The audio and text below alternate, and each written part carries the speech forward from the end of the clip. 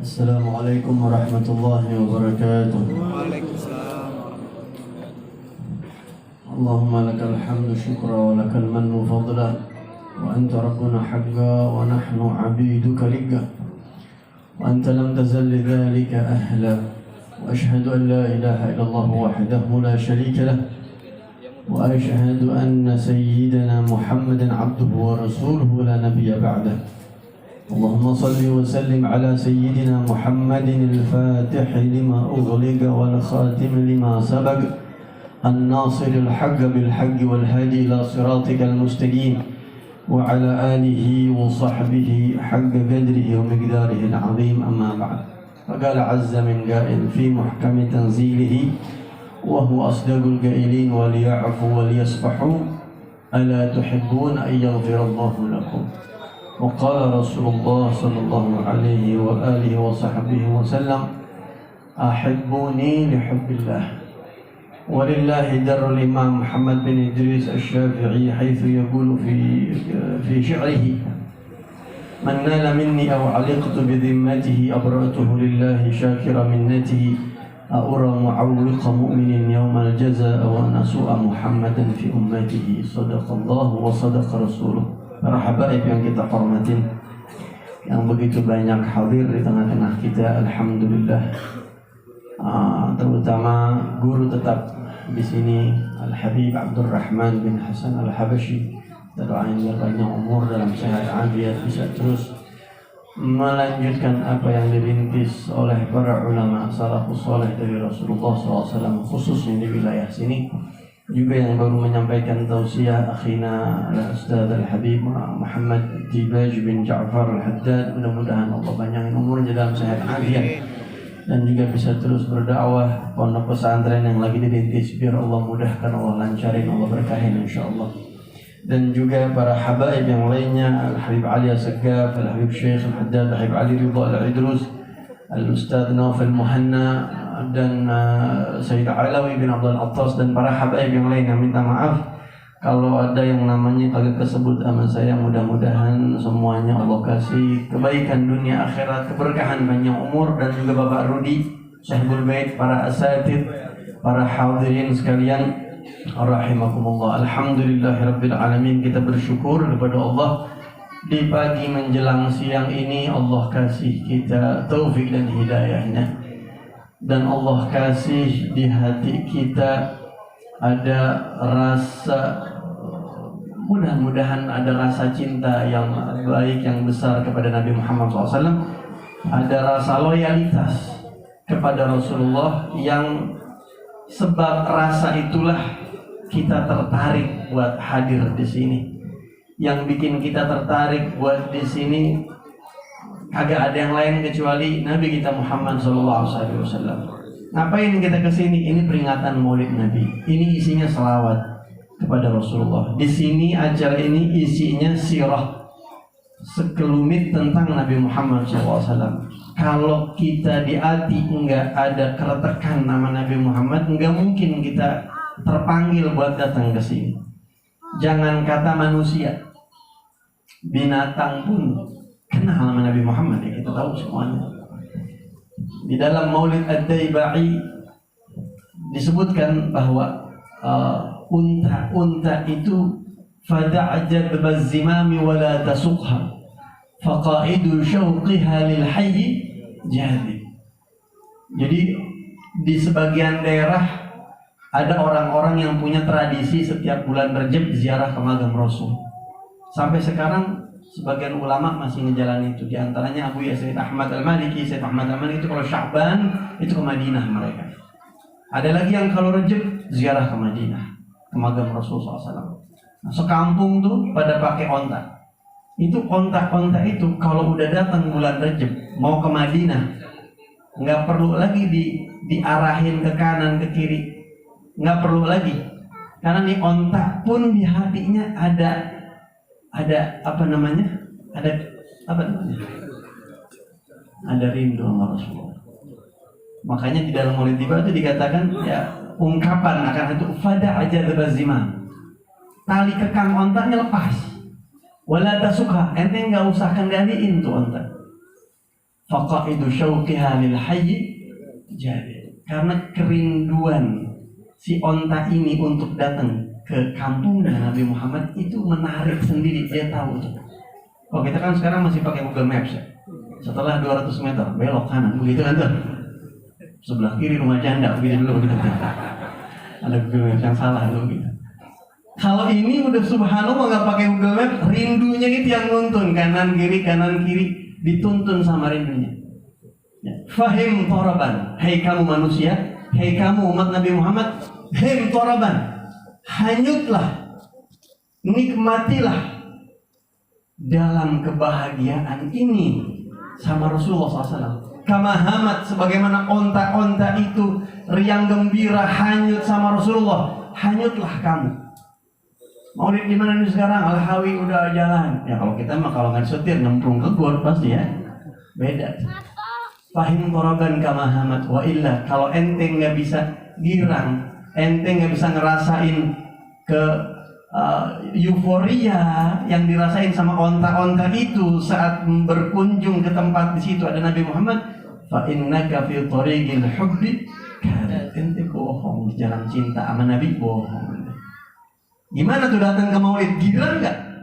Ngedatengin ke Madinah seneng nggak?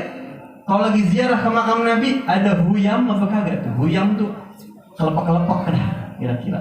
Kelepek-kelepek, ya Allah mau ke Rasulullah kita ini, mau ingat Nabi ini kita. Onta-onta begitu.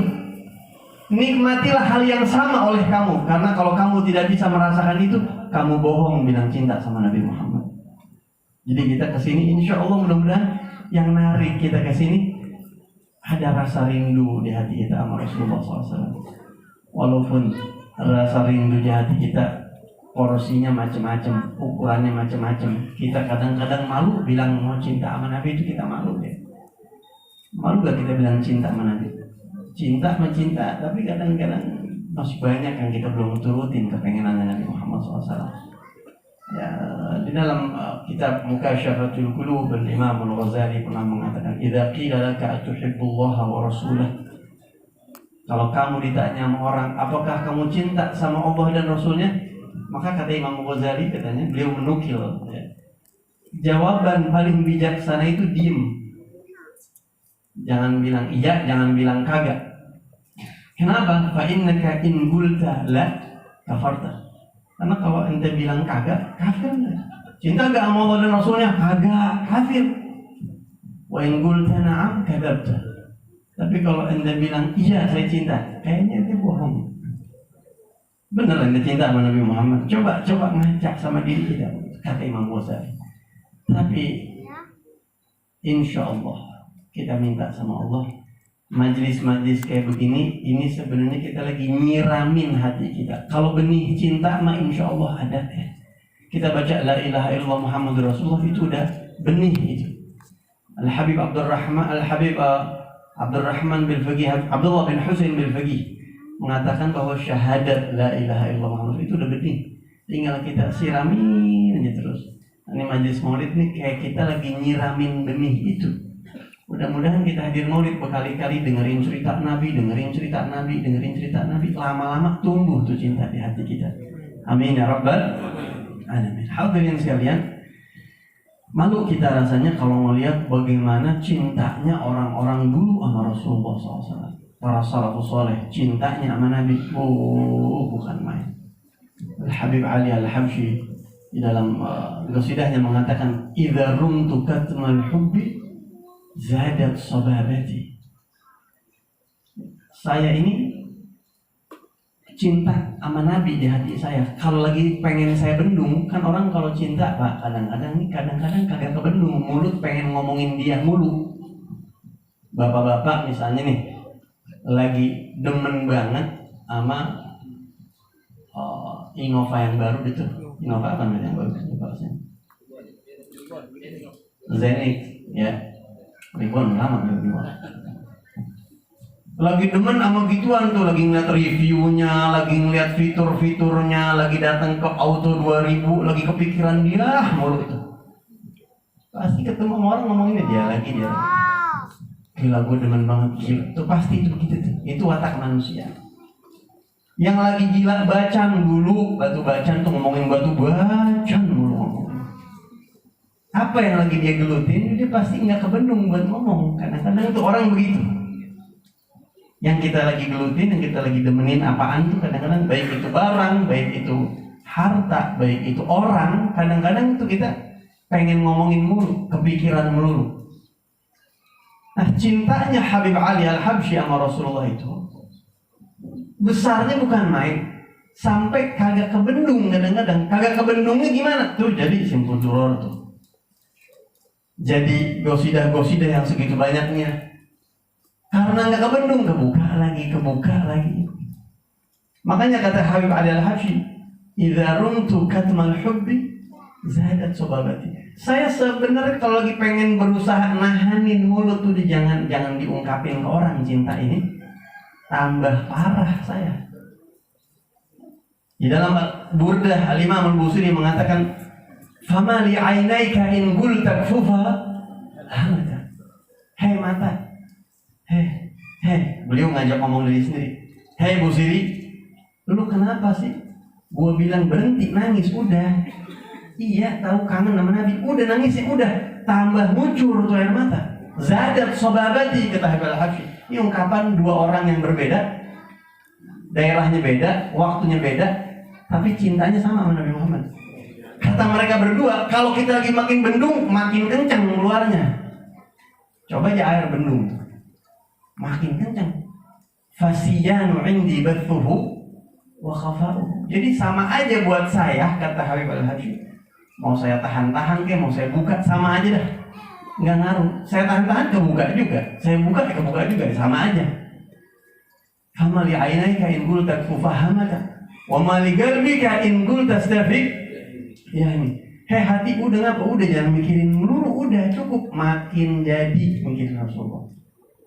Makanya kalau kita ukur kita sama beliau nggak tahu belah mana ada tuh levelnya, jauh banget. Nah ini kayak begini, majelis begini perlu biar kita bisa belajar. Paling agak tahu dulu, oh kayak gitu dia udah cinta sama Nabi. Kita kan kadang-kadang udah kegeeran duluan, udah kayak merasa paling cinta sama Nabi kita. Coba lihat orang-orang lain yang cinta sama Nabi Muhammad SAW. Kita ngerasa, ya Allah saya masih kurang cinta sama Nabi Muhammad. Hadirin yang dirahmati Allah Subhanahu wa Ta'ala. Tadi Habib Muhammad Dibaj bilang cintailah Allah atas dasar karena alasan dia udah ngasih kita banyak nafas.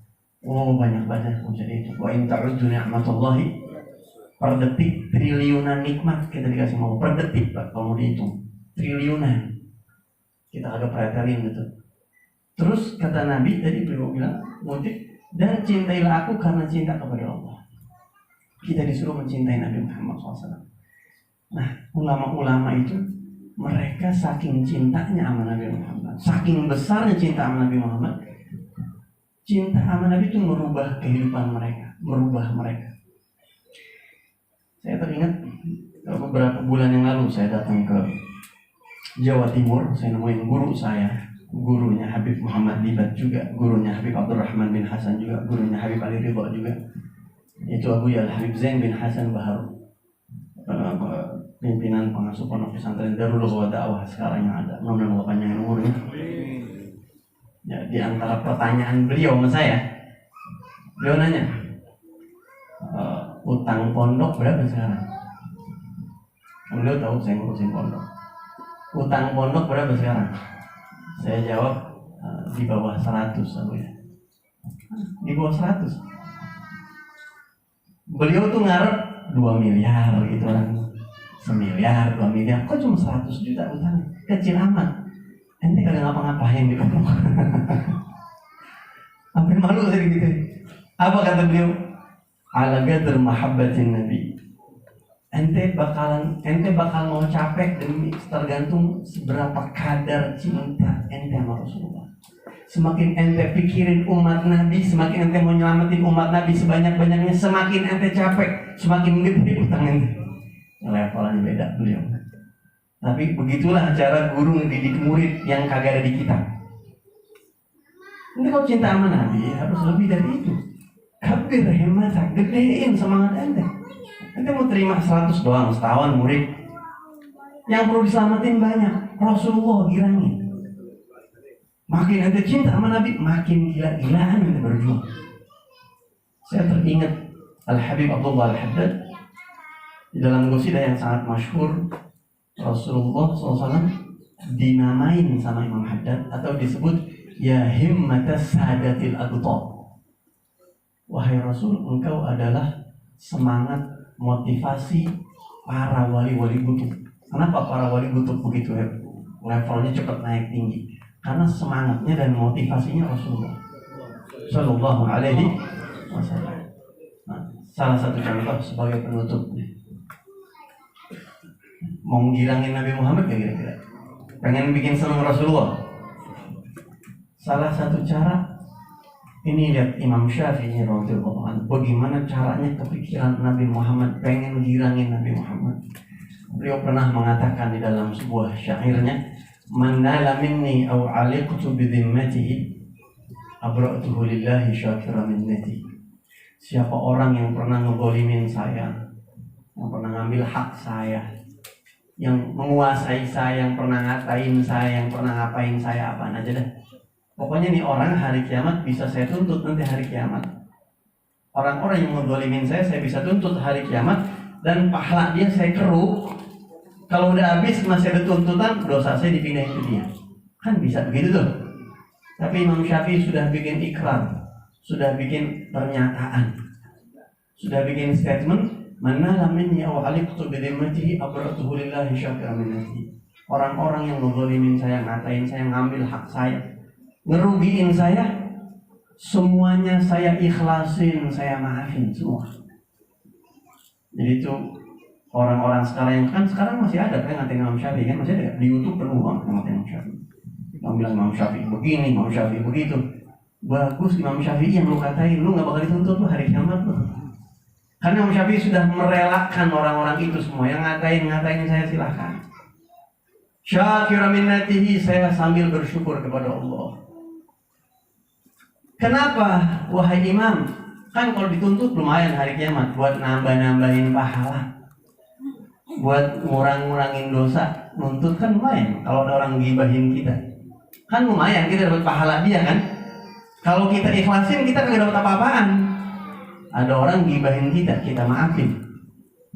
Udah pahala dia nggak nyampe ke kita, kalau kita ikhlasin. Kenapa wahai imam? Kan lumayan buat nambah-nambahin. Beliau pandangannya lebih jauh daripada kita. A'ura mu'awwiqa mu'minin yaumal jazaa. Kata Imam Syafi'i, ente kira anak tega nyusahin orang mukmin hari kiamat? Hari kiamat tuh keadaan gentingnya bukan main. Orang mikirin lihat emak bapak aja lari. Terus ketemu anak tuntut, makin nyungsep dia, anak agak tega. Anak nggak mau tampil kelihatan jadi orang yang nyusahin mukmin hari kiamat.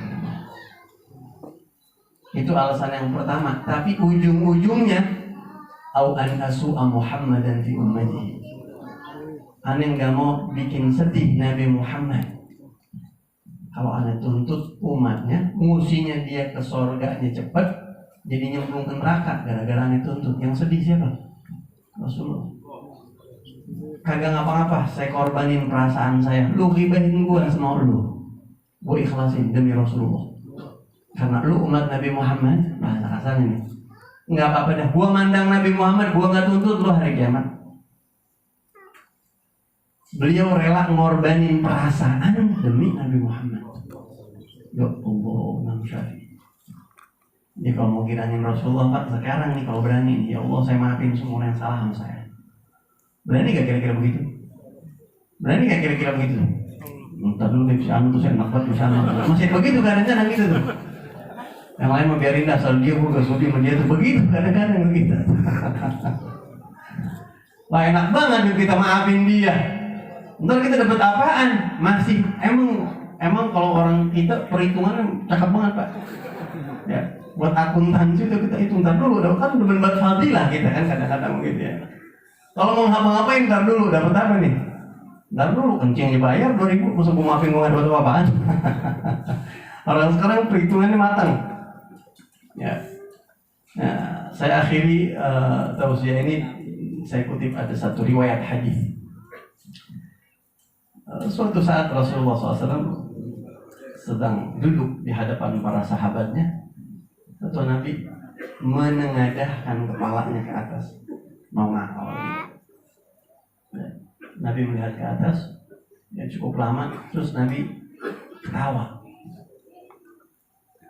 Sahabat bingung, ini Rasulullah, ini pasti ada sesuatu.